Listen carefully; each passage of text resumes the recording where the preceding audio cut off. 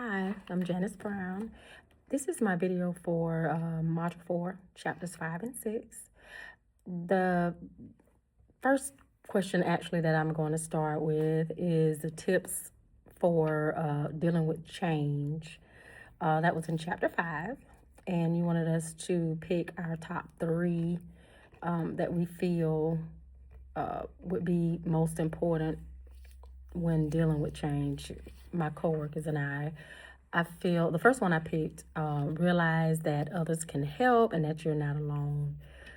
A lot of times we feel like we're the only ones struggling. And most times we're not. You know, if we just ask, most of the time I ask around and just about everybody's having trouble. And that makes you feel like you're not alone. And most of the time, if we put our heads together, we can come up with a solution. The second one I picked is accept the inevitable without a big fight. Reserve your energy. And that reminds me of the saying, why fuss and gripe about it when you can't change it? If you can't change it and it's going to happen, just go ahead and go with the flow. So just go ahead and accept it. Know it's coming and just do it. Most of the time, my experience, wasn't as bad as I thought it was going to be. So most of the time, you just want to go ahead, just save your energy for when you actually do the actual task. The third one I picked was learn from previous attempts. Like you said, you didn't die. You survived. You've met, the challenges before. You're still here. So just know, just like your previous attempts, it was maybe something challenging, but once you try it, you didn't die. Everything will be okay. Just go ahead and roll with it.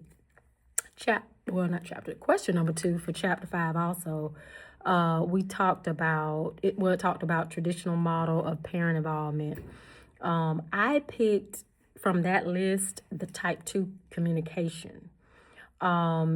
And it deals with school to home, home to school communication. And I can relate to that because we had a situation where we had been trying to get in contact with the parent, desperately trying to get in contact with the parent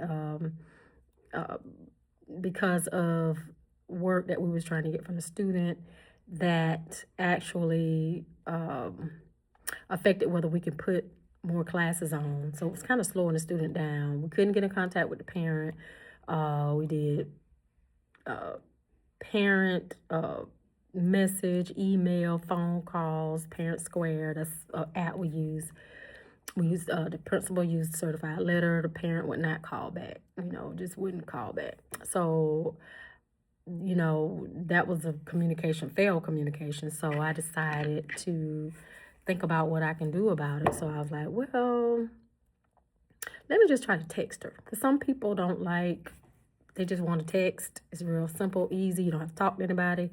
And it's right there on your phone. So I text her everything we had been trying to do. And she texts back like almost immediately.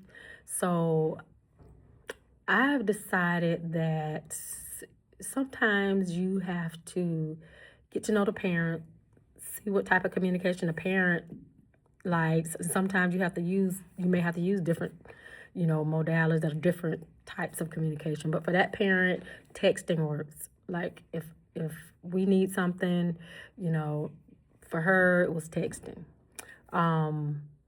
So that I decided that was the best bet for that parent. So that ties to communication. Question number three that question number 3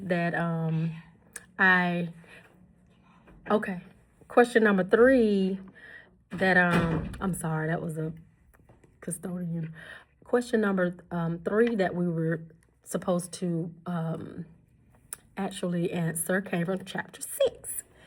And it dealt with the 2 types of leadership styles. The 2 types of leadership style, it said, was the direct and non-direct. The two ways you can go about leading a meeting or any type of leadership strategy. And you wanted us to share where we sat through a meeting and the person leading the meeting used the direct leadership type. And I did sit through one. We have a new leadership this year, and he's very direct leadership style. He is, textbook direct. Our prior director, principal, she was more non-direct. She was getting to direct, but non-direct. We would get off track a lot. So the benefits of that particular meeting I'm thinking about, the benefits, the pros, was that we finished on time. We finished on time. We didn't go overtime, because he kept us focused, and we moved along. If I must say, that's a pro, because everybody wants to get home on time. We stayed on track. We didn't stray off topic. Everybody was brought back to where they needed to be. We covered every topic that we had on the agenda. So with staying on topic and, just moving it along helped us to cover everything that was on the agenda. Now, some of the cons were, for me, I felt like I was not able to fully express myself on certain things where he wanted our feedback, because we were kept moving along. I just felt I was able to put my feedback in, but not really, fully explain why. And that's just because, like I said, kept us on track. Another con was, it was kind of intimidating. When you have someone that's a direct leadership, like really direct, it can be intimidating, and it could make you feel like, I just won't say anything. Even though you have something that input, you may be less likely to do it. A last con I put was not feeling heard and rushed. Sometimes you may feel rushed, even though, you may want to talk about whatever topic it is a little bit longer. But for time's sake, it may be time to move on. So with a direct leader, they're going to, move on. Maybe they'll say it's something that we can revisit.